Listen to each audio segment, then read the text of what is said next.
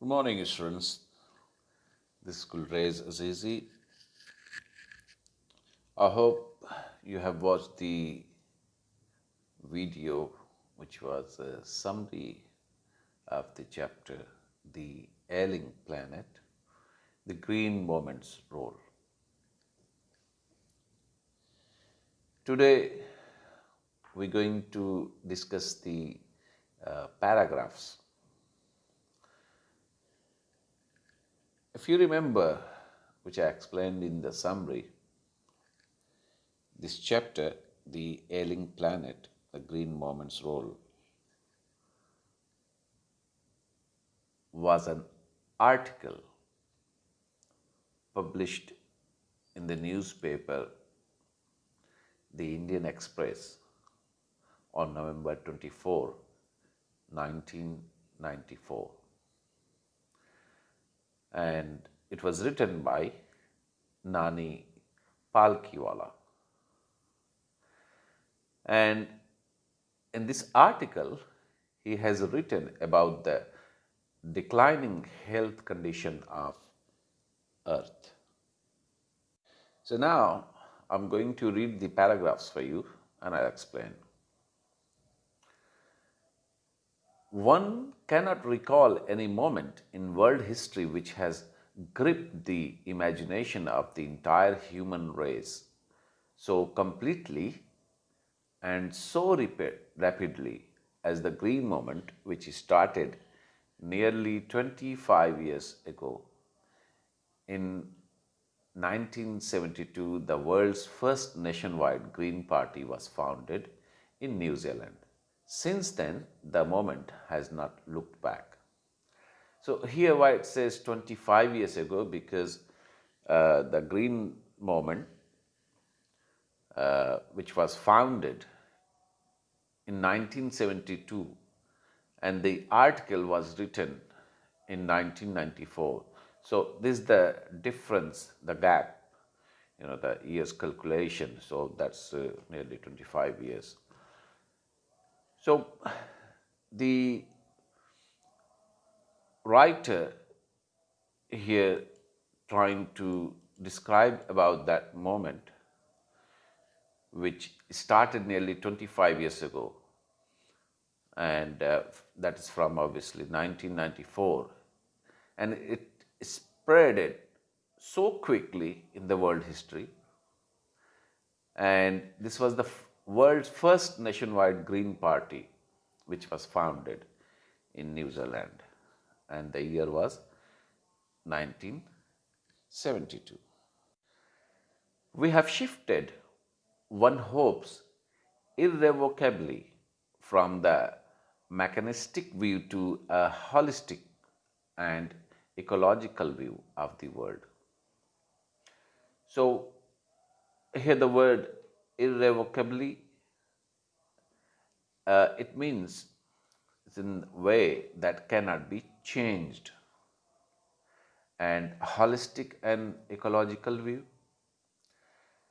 it means a view for the preservation of the environment, and it also refers to the understanding of importance of Earth's resources for the use of future generation.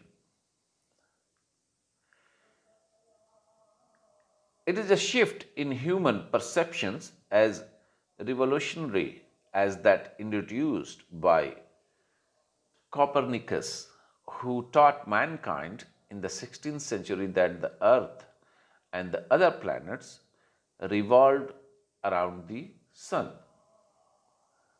For the first time in human history, there is a growing worldwide consciousness that the Earth itself is a living organism, an enormous being of which we are parts. It has its own metabolic needs and vital processes which need to be respected and preserved. So, what does it mean here? Actually, the writer is trying to tell us that the views what human race had about the earth and its resources has been changed now, and that cannot be reversed. And now we understand that whatever resources we get from the earth, whatever resources we have, we must converse for future generations. And I'm sure as a student you must be knowing about Copernicus, who was a mathematician, who taught the mankind how the earth and other planets revolve around the sun. And it was a complete change which evolved human perception. And now the earth is seen by the people as a living organism. And we are obviously attached to this thing. We are not separated. And the earth has its own metabolism and vital needs which humans should respect and preserve. So, whatever we get, we are getting at the moment, like water and food, and there are so many things I can just list it down all day. So, we must respect these resources, and we must also preserve for the future generations.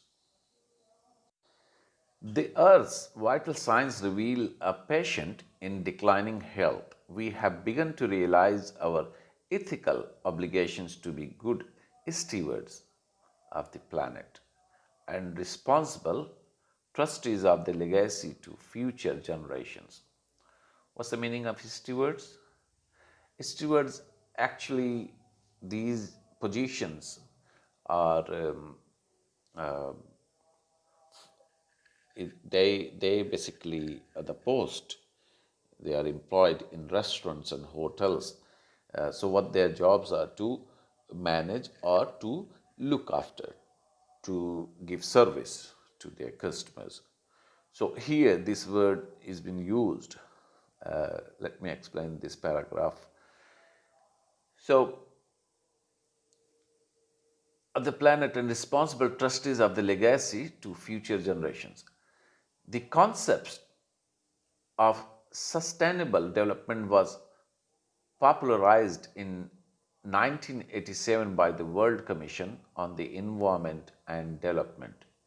In its report, it defined the idea as development that meets the needs of the present without compromising the ability of future generations to meet their needs, i.e., without stripping the natural world of resources future generations would need.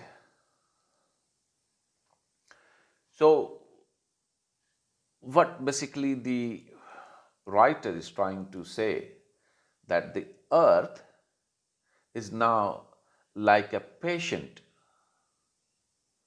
and whose health is now decaying, is declining, like is getting more poorer.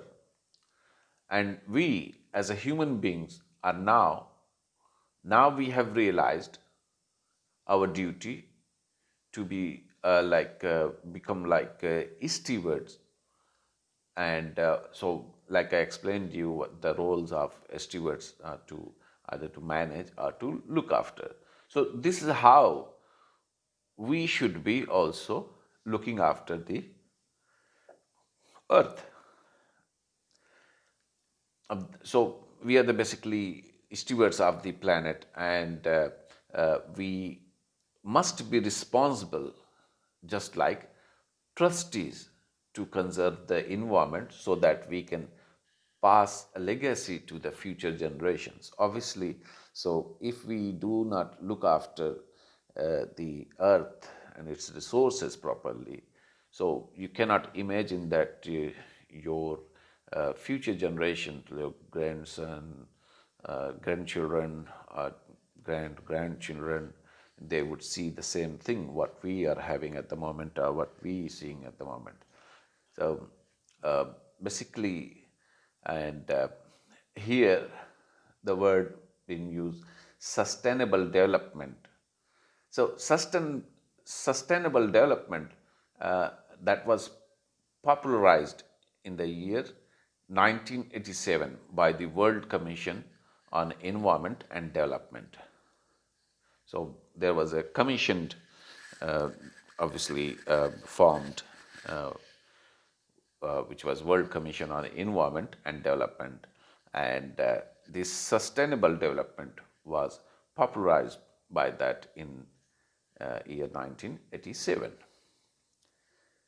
And in the reports, sustainable development is termed as a type of development that meets the needs of the present generation without wasting or compromising with natural resources so that future generations can meet their needs. Just like that, I explained to you earlier that if we do not preserve, then it's going to be impossible for the future generation to have the same thing what we have at the moment. In the zoo at Lusaka, Zambia, there is a cage where the notice reads, "The world's most dangerous animal." And inside the cage, there is no animal but a mirror where you see yourself.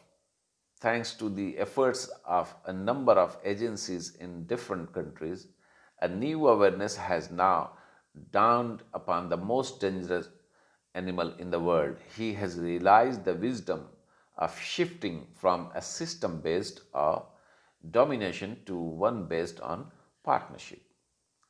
Scientists have catalogued about 1.4 million living species with which mankind shares the earth. Estimates vary widely as regards the still uncatalogued living species. Biologists reckon that about 3 to 100 million other living species still languish unnamed in ignominious darkness.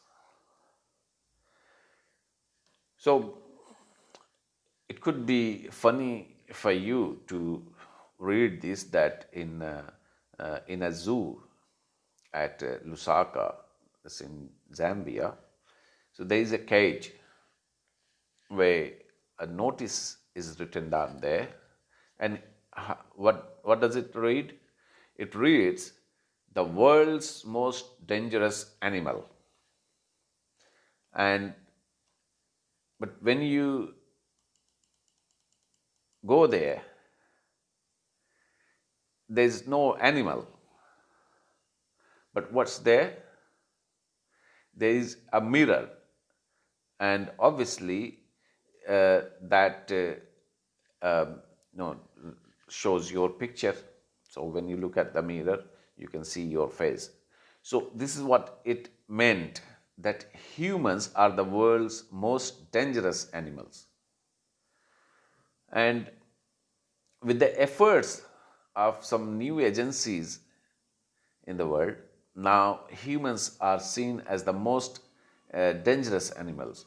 Because if you recall everything, whatever the human have done in past to the nature, to the environment, and we have even captured uh, dangerous animals, and they are in a zoo now. There are some dangerous animals are even pet of humans. So who are the dangerous animals? Not lions or um, tigers or other reptiles, but the humans. They have realized the importance of shifting to a new system based on partnership. And humans, like obviously we share this earth with about 1.4 million living species. the other animals, and there are so many insects and animals according to the classifications of the scientists. So some scientists have had said that we share this earth with other living species, which are 1.4 million. And the biologists calculate that there is still millions of other species, and we don't have even classified them due to their weakness or due to the lack of knowledge about them, because we don't know yet. We don't know all of them. So whatever we had found, only those are classified and written in the books. One of the early international commissions which dealt inter alia with the question of ecology and environment was the Brand Commission, which had a distinguished Indian as one of its members. And Mr. L.K. Jha, the first Bandit report raised the question, are we to leave our successors a scorched planet of advancing deserts, impoverished landscapes, and ailing environment? So, uh, what is this word stand for here? Inter alia. Inter alia. So, among other things, and ailing, uh, the title, the ailing planet. Um, I'm sure I've explained this in earlier video. Has been in poor health, and the word impoverished, that's it had made more poor. And I'm sure you must be knowing this word is scorched, is scorching. You must have heard this word is scorching, like is scorching skin or something like that.